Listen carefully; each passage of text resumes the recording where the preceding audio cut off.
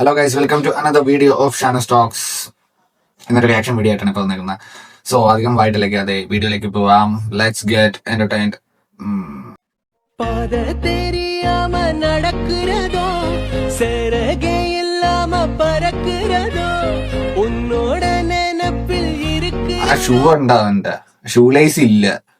ആ ചെറുക്ക ബസ്സിനകത്ത് മഴയൊന്നും പെയ്യൂല. ഇത് പാന്റ് താത്തിയിട്, കാലം കഴിഞ്ഞ എന്റെ.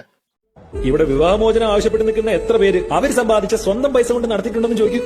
അവർക്ക് ഇഷ്ടപ്പെട്ട ഓരോ കാര്യങ്ങളും നോക്കി നോക്കി നോക്കി ചെയ്തു കൊടുത്ത് ഈ നിമിഷം വരെ അവരുടെ പാരന്റ്സ് അതിന്റെ കടം തീർത്തോണ്ടിരിക്കുകയാണ്. ഓരോ രൂപ ചെലവാക്കുമ്പോഴും ഒരാളോട് ചോദിക്കണം എന്നുള്ളത് അടിമത്തമാണെങ്കിൽ കണ്ണീരും വേർപ്പൊഴുക്കി കഷ്ടപ്പെട്ട് സമ്പാദിച്ച പൈസ കുടുംബം, ഭാര്യ, കുട്ടികള്, വിദ്യാഭ്യാസം, ചികിത്സ, മരുന്ന്, കടന്നൊക്കെ പറഞ്ഞ എല്ലാത്തിനും ചെലവാക്കി തനിക്ക് വേണ്ടി ഒരു രൂപ പോലും ചെലവാക്കാൻ കഴിയാത്ത ആണുങ്ങൾ അടിമകൾ തന്നെയല്ലേ മേഡം? അതാണ് ഇൻഡിപെൻഡൻസ് വേണം. പെൺപിള്ളേർക്ക് ഫിനാൻഷ്യൽ ഇൻഡിപെൻഡൻസ് വേണം. പക്ഷേ ഈ ഒരു ജോലി കാര്യങ്ങൾ പഠിക്കാനൊക്കെ ആയിട്ട് ബാക്കിയുള്ളവരെ ഡിപ്പെൻഡൻസി വേണം. അത് ആണായാലും പെണ്ണായാലും പഠിച്ചൊരു ജോലി കിട്ടാനായിട്ട് എല്ലാത്തിനും ആരെങ്കിലും ഡിപ്പെൻഡ് ചെയ്യണം, പാരന്റ്സിനെ ആരെങ്കിലും ഡിപ്പെൻഡ് ചെയ്യണം. പക്ഷേ ഇൻഡിപെൻഡന്റ് ആവണം, ചോദിക്കാൻ പാടില്ല. ഇപ്പൊ ക്ലീവേജ് കാണുന്ന നടക്കുന്ന ഡ്രസ്സ് ഇട്ട് കഴിഞ്ഞാൽ നീ ഇതിനാ ഡ്രസ്സ് ഉണ്ടെന്ന് വെച്ചാൽ അത് എന്റെ ഇഷ്ടമാണ്, ചോദിക്കാൻ പാടില്ല. ചിലവാക്കുന്ന പൈസ തന്ത അല്ലെങ്കിൽ കെട്ടിയ അല്ലെങ്കിൽ കാമുവൻ. ഞാൻ ഏത് ഡ്രസ്സ് ഇടും, ആ ഡ്രസ്സ് വാങ്ങിയുള്ള പൈസ തന്ത കൊടുക്കണം, കെട്ടിയവൻ കൊടുക്കണം, അല്ലെങ്കിൽ കാമുവൻ കൊടുക്കണം.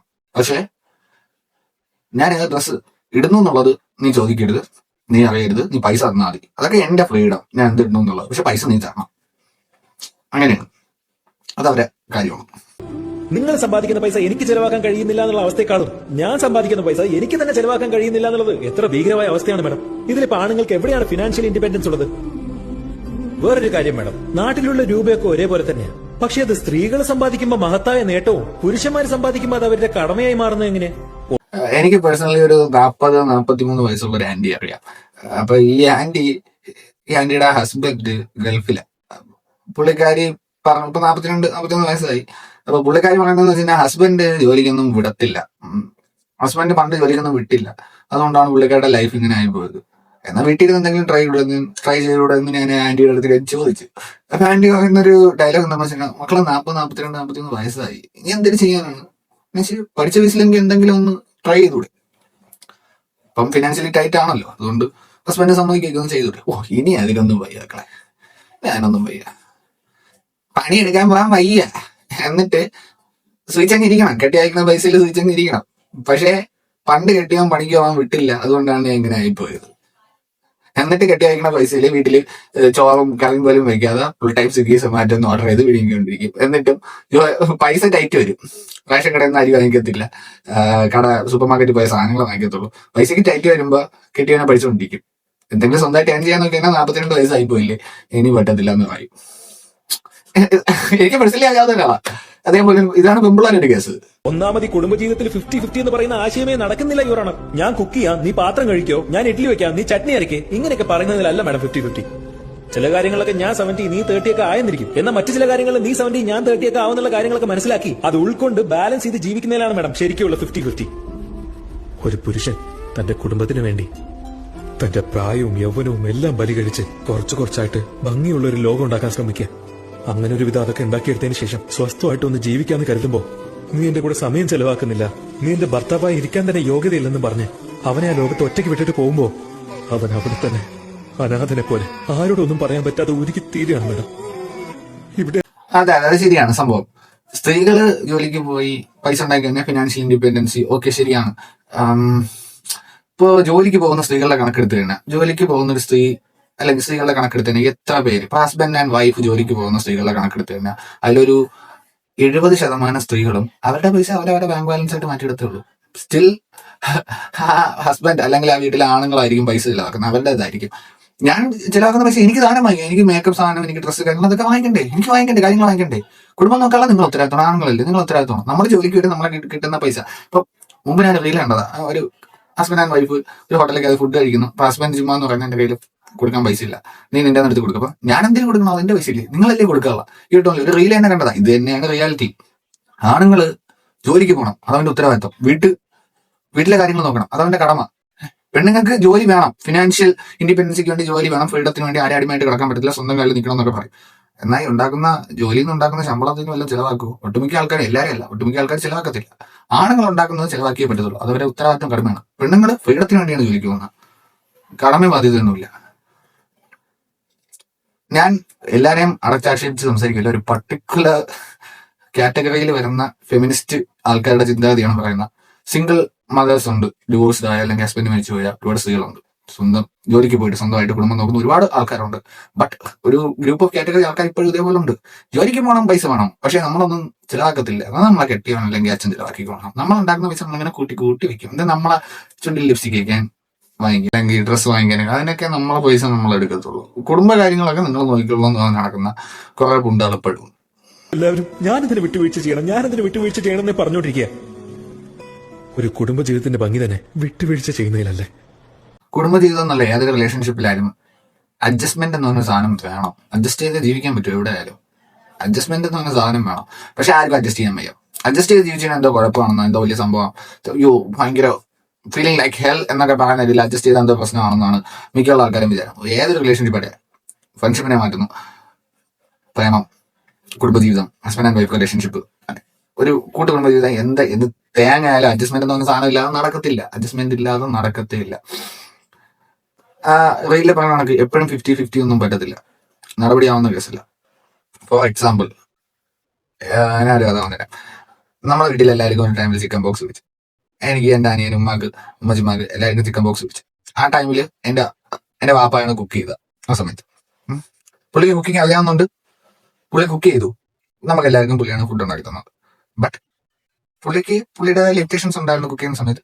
ആ ലിമിറ്റേഷൻ വെച്ചാണ് പുള്ളി കുക്ക് ചെയ്യുന്നത്. ഒരിക്കലും എൻ്റെ ഉമ്മ കുക്ക് ചെയ്ത് തരുന്ന ആൾക്ക് എൻ്റെ വാപ്പ കുക്ക് ചെയ്ത് തരാൻ പറ്റിയിട്ടില്ല.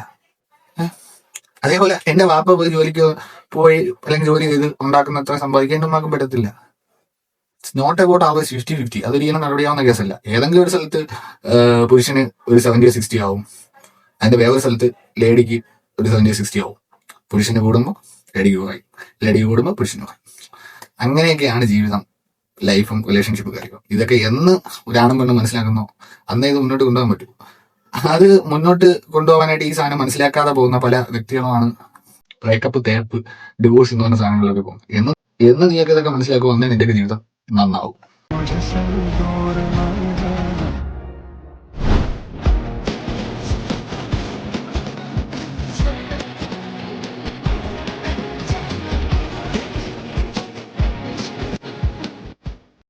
ഫൈനലി നമ്മുടെ സാധനത്തിന്റെ വലിയ വന്നു. അതെ, നമ്മൾ ബ്രാൻഡഡ് ഡ്രസ് യൂസ് ചെയ്യുന്ന ആൾക്കാരാണ്. നമ്മൾ നിങ്ങളെ കണക്ക് മറ്റേ അഡിദാസ്, നൈക്കൊന്നും അല്ല. നമ്മൾ $1 ബില്യൺ കമ്പനീസ് അല്ലെങ്കിൽ $1 മില്യൺ വർത്തുള്ള കമ്പനീസിന്റെ ബ്രാൻഡഡ് സാധനമായിട്ടാണ് നടക്കുന്നത്. ബ്ലിങ്കിറ്റ്, സൊമാറ്റോ, സ്വിഗ്ഗി, ഇതേപോലത്തെ സാധനങ്ങൾ. ഒട്ടുമിക്ക ഒരു ആൾക്കാരുടെ ഒരു വിചാരമുണ്ട്, ഈ സ്വിഗ്ഗി സൊമാറ്റോ ഓടാൻ നടക്കുന്ന പയ്യന്മാരെല്ലാം മറ്റേ കഞ്ഞി പിടിക്കാൻ പോലെ ഇല്ലാത്തതാണ്, അങ്ങനെയാണ് ഇങ്ങനെയാണെന്നൊക്കെ ഉള്ളൊരു വിചാരമുണ്ട്. ഞാൻ അതിനെ കുറിച്ചൊരു ട്രൂത്ത് ആൻഡ് ഫാക്ട് ഞാൻ പറഞ്ഞുതരാം. 18 വയസ്സ്, മോസ്റ്റ് ഓഫ് ദ പയ്യന്മാർക്ക് ഒരു 18 വയസ്സ് കഴിഞ്ഞാൽ വീട്ടിൽ പൈസയ്ക്ക് വേണ്ടി ചോദിക്കുന്നത് അതവർക്ക് ഇരക്കുന്നതിന് തുല്യമാണ്. ഇപ്പോഴും പല സ്ഥലത്തും അങ്ങനെയാണ്. ഒട്ടുമിക്ക ബോയ്സും ആരെയും ഡിപ്പെൻഡ് ചെയ്യാൻ ആഗ്രഹിക്കുന്നില്ല. അതുകൊണ്ട് ഒരു 18 വയസ്സ് ലൈസൻസ് എന്ന് പറഞ്ഞ സാധനം കൈ കിട്ടുമ്പോൾ വണ്ടി ഉണ്ടെന്നുണ്ടെങ്കിൽ അവർ ഇതേപോലുള്ള ജോലിക്ക് പോകും. എന്തിന്? നെറ്റ് റീചാർജ്, കറക്കം ഗേൾഫ്രണ്ട് ഉണ്ടെങ്കിൽ അവരോട് കറങ്ങാൻ, ഫുഡ് കഴിക്കും, അങ്ങനെയായിരുന്നു. അപ്പൊ അതിനൊക്കെ ആയിട്ട് ഇറങ്ങും. വീട്ടുകാരെ മുമ്പ് പൈസയ്ക്ക് വേണ്ടി ഇറക്കാൻ താല്പര്യമില്ലാത്ത പിള്ളേർ ഇറങ്ങും. അപ്പോ ഇത് കാണുന്ന ചില അമ്മാവന്മാര്, അമ്മമാര് പറയും, അവന് തിന്നാനും കുടിക്കാനും ഇല്ലാത്ത വീട്ടിൽ അവനക്ക് ബാഗ് നോക്കി ഇറങ്ങുന്ന അതുകൊണ്ടാണ്. അവന്റെ കൂടെയൊക്കെ പോയി കഴിഞ്ഞാൽ ജീവിതം തെളിയും, അല്ലെങ്കിൽ അവന്റെ കൂടെ ഇതായി കഴിഞ്ഞാൽ മനസ്സിലാക്കുക തിന്നാനും കുടിക്കാനും ഇല്ലാത്തതുകൊണ്ടല്ല ഒട്ടുമിക്ക പയ്യന്മാരും ഇറങ്ങുന്ന. ഒന്ന്, അവർക്ക് ഒരു സ്ഥിര വരുമാനമുള്ള നല്ലൊരു ജോലി അവർ ആഗ്രഹിക്കുന്ന ഒരു ലെവലിൽ എത്തുന്നത് വരെ അവർക്ക് അവരുടെ കാര്യം സ്വന്തമായിട്ട് നോക്കാൻ വേണ്ടി ഉള്ളൊരു മാർഗം അതാണ്. സ്വിഗ്ഗി, സൊമാറ്റോ, ബ്ലിങ്കിറ്റ്, ഇൻസ്റ്റാമാർട്ട് പോലുള്ള ഈ സാധനങ്ങളിൽ വർക്ക് ചെയ്യുന്ന എന്തുകൊണ്ട് ടീനേജ് ബോയ്സ് ഒരുപാട് വർക്ക് ചെയ്യും. നമുക്ക് കിട്ടുന്ന വേജസ് അത് ഭയങ്കര കുറവാണ് ഉള്ളതാണ്. പക്ഷെ എന്തുകൊണ്ടാണ് അവർ അതിൽ കടിച്ചു നിൽക്കുന്നത് വെച്ചാൽ കിട്ടുന്ന ഒരു ഫ്രീഡം ഉണ്ട്. നമ്മൾ മണ്ടയ്ക്ക് ഇരുന്ന് തൊഴിക്കാൻ ഒരു മൈരമാരും കാണത്തില്ല. അത് തന്നെയാണ് ഒരു ഫ്രീഡം. നമ്മൾ എത്ര ടൈം വർക്ക് ചെയ്യുന്നു, നമ്മൾ എത്ര ഓർഡർ എടുക്കുന്നു, എത്ര ഓർഡർ ഡെലിവർ ചെയ്യുന്നു, അതനുസരിച്ച് നമ്മൾ പൈസ കിട്ടും. നമുക്ക് തോന്നുമ്പോൾ കളയാം, തോന്നുമ്പോൾ ഇറങ്ങി ഓടാം. ഇതൊക്കെയാണ് ഫിനാൻഷ്യൽ ഒരു വർക്കിംഗ് ഫ്രീഡം എന്ന് പറയുന്നത്. അപ്പൊ നമ്മൾ ആഗ്രഹിക്കുന്ന ഒരു ലെവലിൽ എത്തുന്നവരെ, അല്ലെങ്കിൽ നമുക്ക് എന്തെങ്കിലും എത്ര എഞ്ചിനീയർമാരും ഞാൻ കേസ് പറഞ്ഞുതരാം. ഞാൻ ഇലക്ട്രിക്കൽ എഞ്ചിനീയറിംഗ് പഠിച്ചതാണ്. ഞാൻ ലോജിസ്റ്റിക്സ് ഇപ്പോൾ പഠിച്ചുകൊണ്ടിരിക്കുന്നതാണ്. എന്റെ കൂട്ടുകാരൻ ജോണി, അവൻ അനസ്തേഷ്യ ടെക്നീഷ്യനാണ്. അത് അനസ്തേഷ്യ പഠിച്ചുകൊണ്ടാണ്. നമ്മുടെ രണ്ടുപേരും കൂട്ടുകാരൻ അഭിമന്യു, അവൻ പെർഫ്യൂഷൻ ടെക്നോളജിസ്റ്റ്. അതായത് മറ്റേ ഹാർട്ട് ട്രാൻസ്പ്ലാന്റേഷൻ സമയത്ത്, സർജറി സമയത്തുള്ള വർക്കിംഗ് കാര്യങ്ങളൊക്കെയാണ് അവൻ്റെത്. നമ്മൾ മൂന്ന് ഫീൽഡിൽ നിൽക്കുന്ന ആൾക്കാരാണ്. നമ്മൾ സ്വിഗ്ഗി ഓടുന്നുണ്ട്, സൊമാറ്റോ ഓടുന്നുണ്ട്, നമ്മുടെ ഡെലിവറി ഇതായിട്ട് ഓടുന്നുണ്ട്. എന്ത് വീട്ടിൽ തിന്നാൻ കിട്ടാനായിട്ടൊന്നുമല്ല, വീട്ടുകാരെ മുമ്പ് ഇരക്കുന്ന ഒരു നാണക്കേടായിട്ട് തോന്നിട്ട് 22 വയസ്സായി. അപ്പൊ ആ ഒരു എന്തിന് ഇരക്കണം, എന്തിന് നമ്മൾ അവരെ വീട്ടുകാർ നമ്മളൊരു ബാധ്യത ഉണ്ടാക്കി കൊടുക്കണം എന്നുള്ളൊരു തോന്നലുകൊണ്ട് നമ്മൾ ഇറങ്ങുന്നതാണ്. അപ്പൊ ചില ആൾക്കാർ നമ്മളങ്ങ് വിലയിട്ട് എഴുതും തിന്നാൻ കുടിക്കാനില്ലാത്ത വീട്ടിലാണെന്ന്. ചില അമ്മായിമ്മമാര് മക്കളെയും പറയും അവന്റെ കൂടെ പോയാൽ തലയും അവന് ഇതുവരെ ജോലിയും വലിയൊന്നും ആയിട്ടില്ല, അങ്ങനെയാണ് ഇങ്ങനെയാണ്, അതുകൊണ്ട് അവനെ പ്രേമിക്കട്ടെ കളഞ്ഞിട്ടെന്നൊക്കെ പറഞ്ഞ് തലയിലൊക്കെ ഓതി കൊടുക്കും.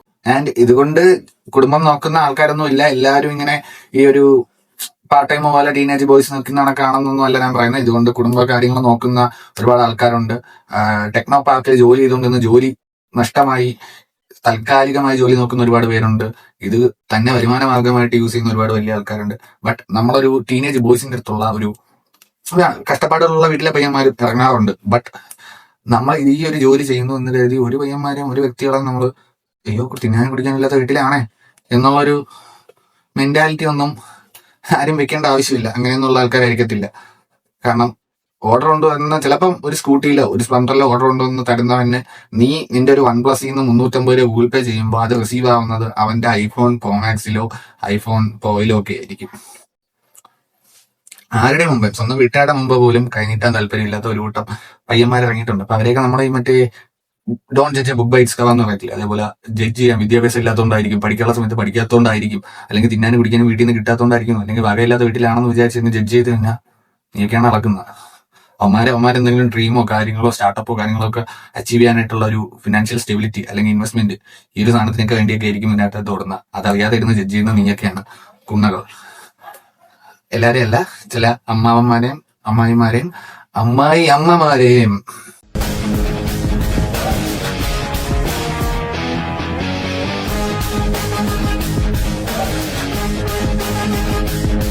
ഞാൻ നേരത്തെ സംസാരിച്ചില്ലേ, അതുപോലെ എടുത്ത കണ്ട ഐഫോൺ സ്കൂട്ടി അവൻ സ്വന്തമായിട്ട് വാങ്ങിച്ചെന്നുണ്ടെങ്കിൽ 1,14,000 രൂപ നമുക്ക് ഡിയോക്ക്. 1,00,000 രൂപ വലിയ ചെറിയ എമൗണ്ട് ഒന്നും ഇല്ല. സ്കൂട്ടി എന്ന് പറഞ്ഞാണെന്ന് വേണം. ഇപ്പൊ ഒരു സ്കൂട്ടിക്ക് തന്നെ ഇപ്പൊ 1,00,000 താഴെ വണ്ടികളില്ല. 1,00,000 രൂപ സ്വന്തമായിട്ട് ഉണ്ടാക്കി വാങ്ങിക്കുന്ന വെച്ചാൽ വലിയ കാര്യം തന്നെയാണ്. ഐഫോൺ ഞാൻ പറഞ്ഞില്ലേ, നേരത്തെ പറഞ്ഞില്ലേ, നീ നിന്റെയൊക്കെ OnePlusലോ റെഡ്മിയിലോ ഒക്കെ ഗൂഗിൾ പേ ചെയ്ത് കൊടുക്കുന്ന ചെല്ലുന്നത് അവന്റെ ഐഫോണിലെ ലോഗിൻ ആയിട്ടേക്കുന്ന ബാങ്ക് അക്കൗണ്ടിലായിരിക്കും, ഗൂഗിൾ പേയിലായിരിക്കും. എത്ര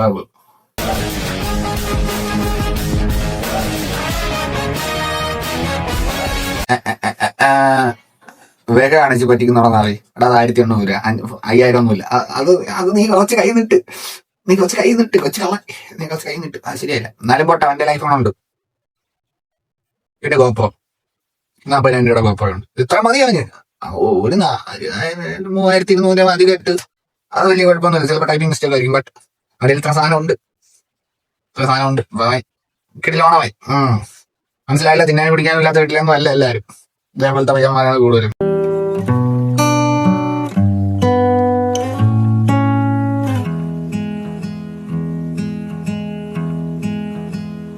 അത് സത്യമാണ്. 2025 എന്റെ വർഷമായിരിക്കും എന്ന് പലരും വിചാരിച്ചിങ്ങനെ പറഞ്ഞോണ്ടാന്ന വല്ല എനിക്കറിയാം. ലാസ്റ്റ് മയ്യർ എന്ന് പറഞ്ഞോണ്ടെന്ന മയൂർ എന്റെ കേസിൽ ഞാൻ മൂഞ്ചി പോകുന്നു വിചാരിച്ചില്ല, നന്നാവുമെന്ന് ഞാൻ വിചാരിച്ചില്ല. പക്ഷെ ഞാൻ മൂഞ്ചിപ്പോയി. 2025 എനിക്ക് നല്ല നല്ല മൂഞ്ചലുകളാണ് എനിക്ക് കിട്ടിയത്. ഞാൻ ഒന്നും പ്രതീക്ഷിച്ചില്ല. പിന്നെ എത്ര കിട്ടിയാലും നമ്മൾ താങ്ങണമല്ലോ. Because we are men. നമുക്ക് മറ്റേ റെസ്റ്റ് ചെയ്യുക, കരന്നൂത്തിരിക്കുക എന്ന് പറഞ്ഞ സാധനം not in an option. Before we stand we rise. ഇത്രേ ഉള്ളൂ. ആൻഡ് 2026 എന്റേതാകാൻ വേണ്ടി 2025 ഞാൻ എന്തും ചെയ്യുമെന്ന് പറഞ്ഞു പോയ ഒരു കൂട്ടുകാരനെ സ്മരിച്ചുകൊണ്ട് എല്ലാവർക്കും ഹാപ്പി ന്യൂ ഇയർ പറഞ്ഞുകൊണ്ട് ഈ വീഡിയോ ഇവിടെ എൻഡാക്കുന്നു. സൈനിങ് ഓഫ് ഷാനസ്റ്റോക്സ് ഫ്രം ഷാനസ്റ്റോക്സ്. സോ 2026 സക്സസ് ആവുമെന്ന് വിചാരിച്ചിട്ടുണ്ടെങ്കിൽ അതൊക്കെ ഇത്തിരി പാടായിരിക്കും. അടുത്ത വർഷം നിങ്ങൾ മൂഞ്ചും. പക്ഷേ നിങ്ങൾ 2026 ഹാർഡ് വർക്ക് ചെയ്ത് കഴിഞ്ഞാൽ 2027 നിങ്ങൾ സക്സസ് ആവാൻ പറ്റും. നിങ്ങൾക്ക് പറ്റും. ഒരു വർഷം ടൈം എന്തെങ്കിലും സക്സസിന് ആവശ്യമുണ്ട്. Take your time as investment and do whatever you want for your success. Signing off Shana Stocks from Shana Stocks. Until then, see you. Bye bye.